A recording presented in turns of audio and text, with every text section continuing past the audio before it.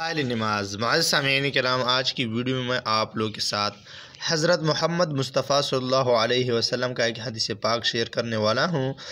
جو کہ نماز کے حوالے سے ہے۔ تمام اہل مسلمہ سے یہی درخواست ہے کہ اس حدیث پاک کو توجہ کے ساتھ سنیے، کیونکہ اسے سننے اور دیکھنے میں ہماری کامیابی ہے۔ حضور اقدس صلی اللہ علیہ وسلم کا ارشاد ہے کہ آدمی کی وہ نماز جو جماعت سے پڑھی گئی ہو، اس نماز سے جو گھر میں پڑھ لی ہو یا بازار میں پڑھ لی ہو، 25 درجہ المضاعف ہوتی ہے۔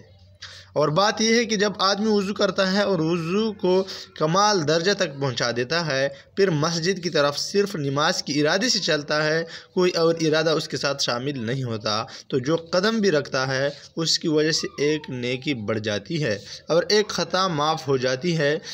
اور پھر جب نماز پڑھ کر اسی جگہ بیٹھا رہتا ہے تو جب تک وہ باوضو بیٹھا رہے گا، فرشتے اس کے لیے مغفرت اور رحمت کی دعا کرتے رہتے ہیں، اور جب تک آدمی نماز کے انتظار میں رہتا ہے وہ نماز کا ثواب آتا رہتا ہے۔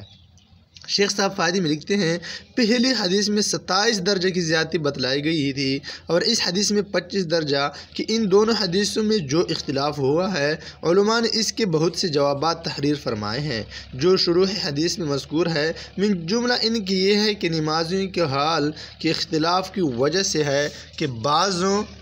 کو 25 درجہ کی زیادتی ہوتی ہے اور بعضوں کے اخلاص کی وجہ سے 27 کی ہو جاتی ہے۔ بعض علماء نے نماز کے اختلاف پر محمول فرمایا ہے کہ سری نمازوں میں 25 ہے اور جہری میں 27 ہے۔ وآخر دعوانا ان الحمدللہ رب العالمین۔